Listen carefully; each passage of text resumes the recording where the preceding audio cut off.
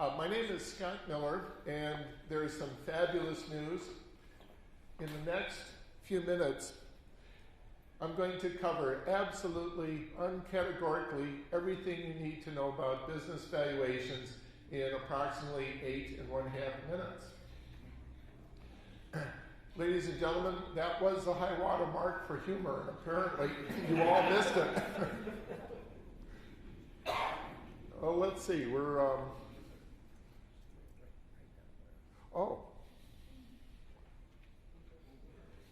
okay, the learning curve. There we go. Okay.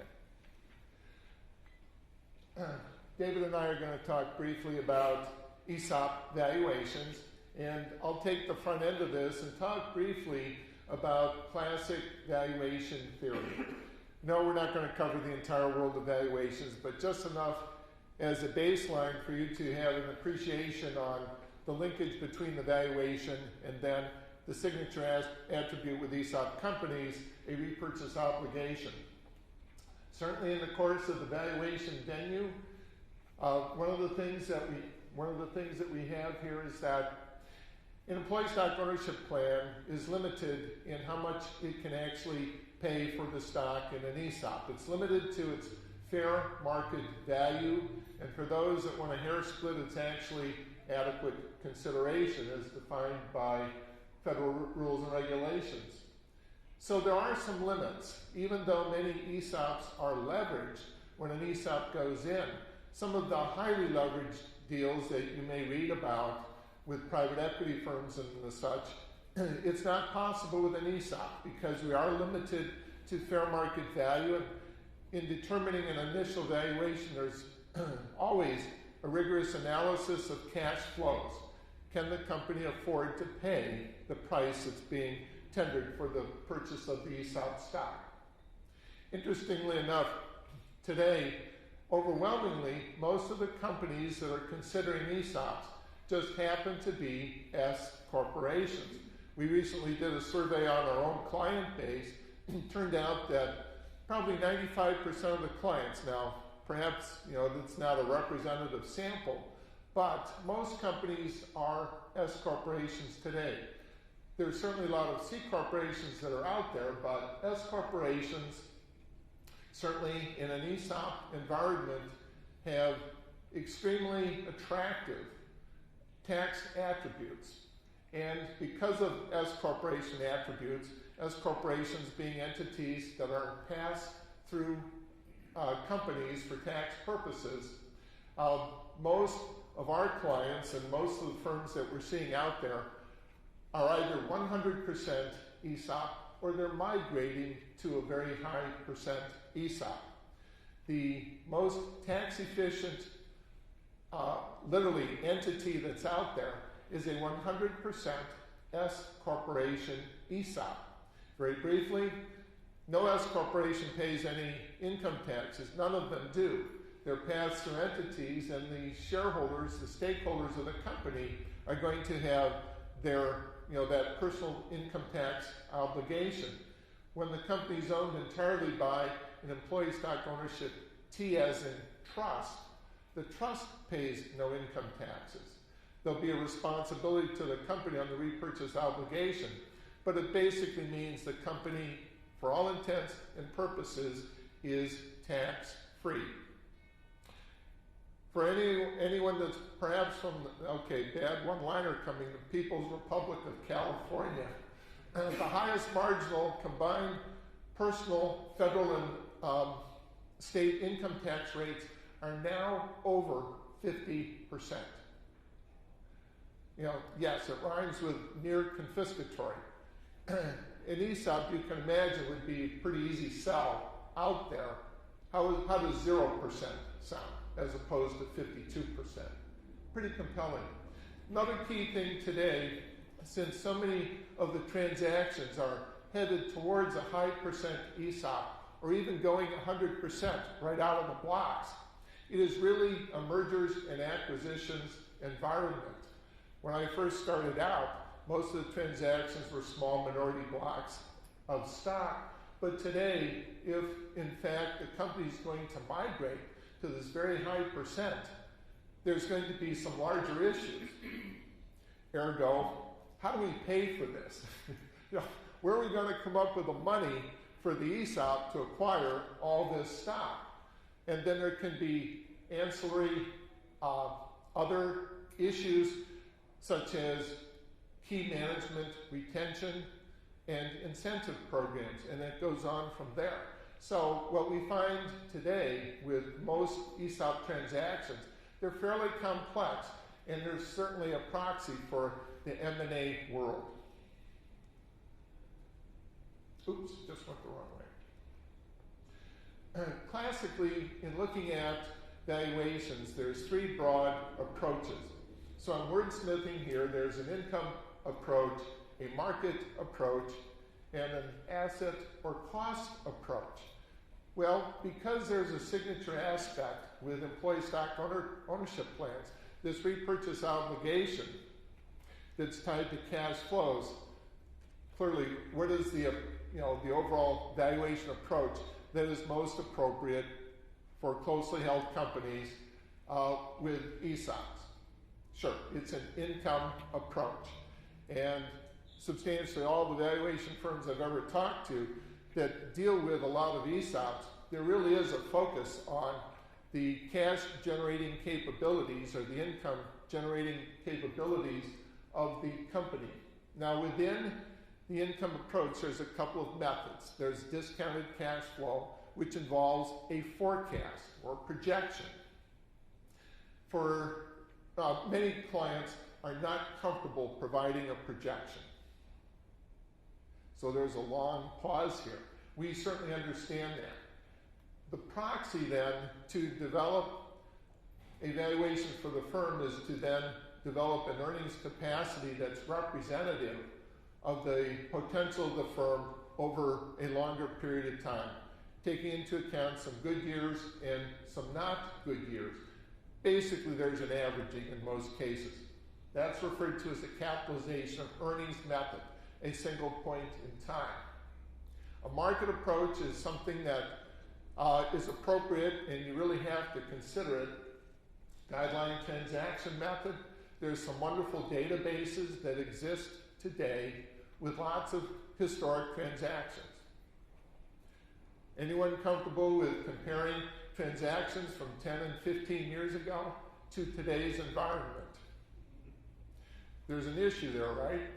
Remember when you were supposed to be paying attention in your statistics class years ago?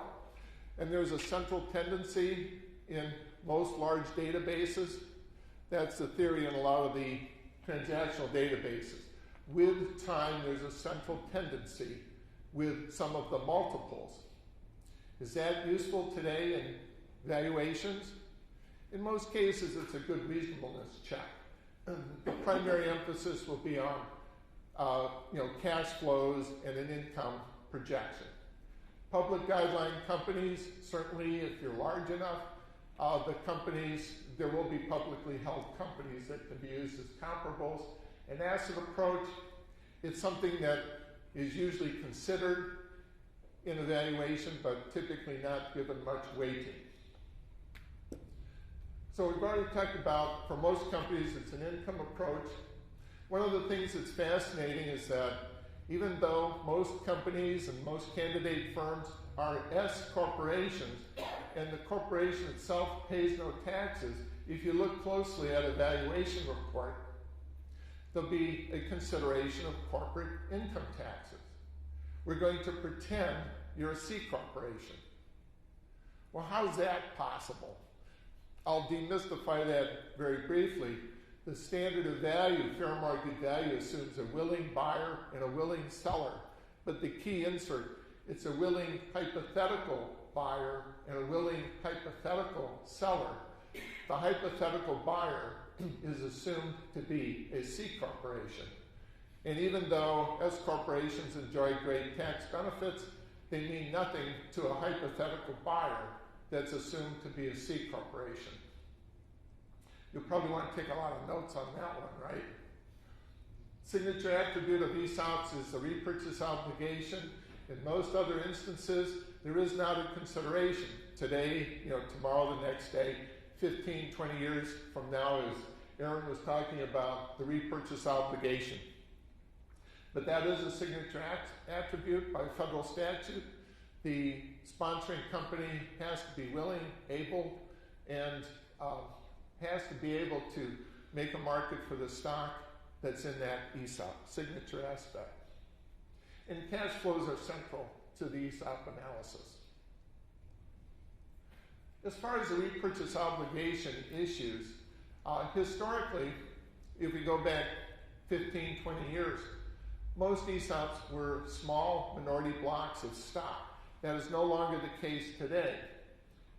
Today, the repurchase obligation for substantially all closely held companies with employee stock ownership plans, the repurchase obligation is a material number. If the company, by way of a quick example, has an overall, say, value of $10 million, if the ESOP had a 30% block of stock, that's $3 million. And addressing that repurchase obligation really isn't that big an item. Pretty easily discharged. But if we're 100% employee owned or a very high percentage ESOP, the $10 million value represents the total obligation for this repurchase obligation.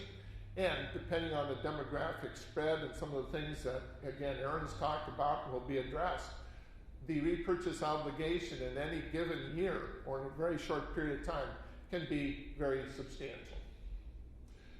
One of the other things is that certainly with ESOP companies, especially those that have been around for some period of time, because of these S corporation attributes, the company's not penalized by retaining liquidity either in the firm or retaining liquidity in the ESOP. And where we've seen companies that have been an S corporation ESOP for many years, the liquidity can be substantial. In some cases, many, many millions of dollars in closely held companies. And it's the reserve. It's that funding aspect that's there because the lesson from 2008, 2009 is that things can turn quickly. You don't want to ignore the repurchase obligation.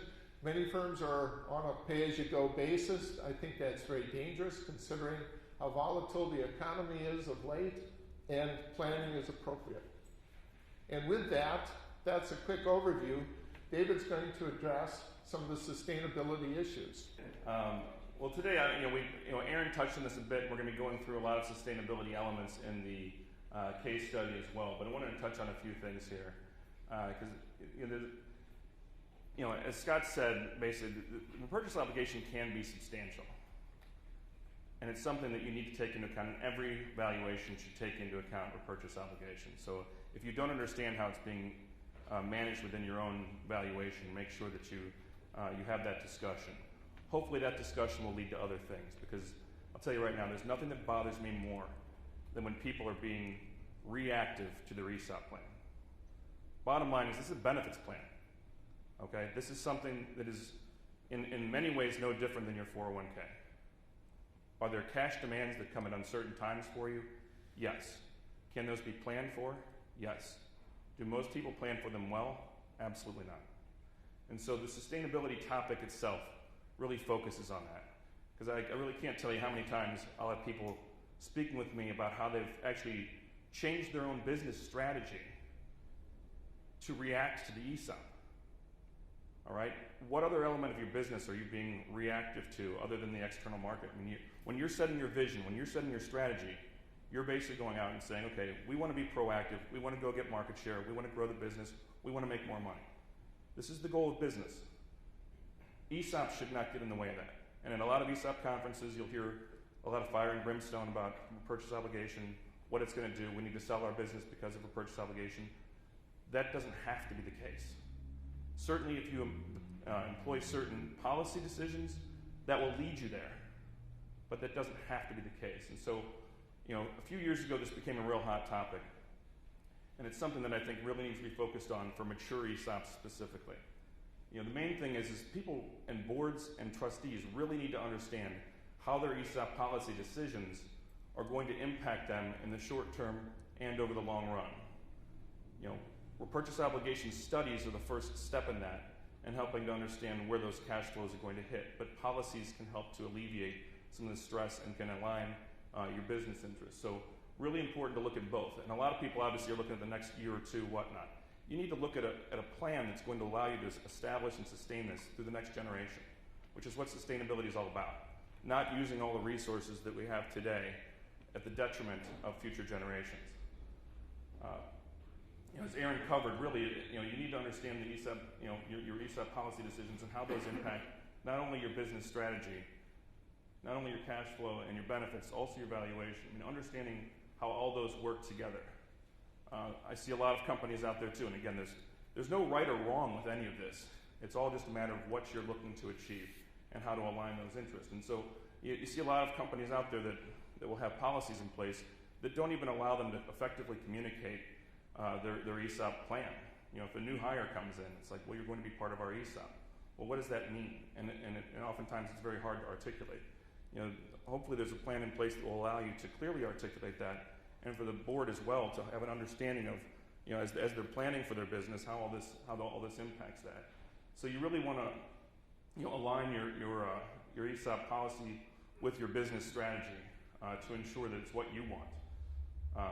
Because too often these policies are set at the time when you institute the plan. So this is something that was years back. In a mature ESOP, a lot of things can change in the business. One, your understanding of how an ESOP works certainly is going to change. And two, your business itself will likely change. We've had some businesses that were moving along swimmingly with how they were managing things, and all of a sudden they started to have a much greater international component. Or they started making acquisitions, whatnot. All these things are things that you need to be taken into account. And you don't need to simply just set those policy decisions and stick with them. These can be updated. You can look at them every few years and modify them to best fit your business needs and your business strategy. And as was discussed too, I think the main thing here is that there's a real importance to having integrated thinking. So you need to understand how your ESOP policies impact your purchase obligation, which impacts value trajectory, which impacts benefits, which impacts cash flow, and also you need to look at your management succession. If you want to create a sustainable situation, it doesn't just end obviously with that. You need to have a business. An ESOP's a financial buyer. So it's much like a public company. There's constantly going to need to be management coming into place. And if a business is sold and it has someone that's very strong at the helm and people aren't well groomed, there's going to be a lot of difficulty in continuing to sustain that. But the main thing with this slide, I really want people to understand, one is that really the ESOP shouldn't dictate any of your policies and how you manage your business. You need to align that with your corporate strategy and make sure those things are in lockstep. But in order to do so, there's not going to be one person with the answer. And that's one of the issues with the ESOP community in general, is that you tend to have one advisor doing this, one advisor doing this, one advisor doing this, one advisor doing this, often in isolation. At the time of a transaction, they're all communicating. But over time, people go to the solution provider for that particular item, and it ends up being, there's a lack of cohesiveness in that discussion. So I think if you really want to solve problems, if you really want to learn a lot about an ESOP and what it can do for you and what it can become within your business to best align with your corporate strategy, it's important to get all those people talking. And so when we're going through the sustainability study example that we have in the case later, we'll give you an example of how we found a way to pull together all those parties to sit down and to help to solve the problems of that business. Am I right on time with that? All right. So I got through that pretty quickly. But we'll have a chance to talk a lot about the case study in a little bit here. But thank you very much.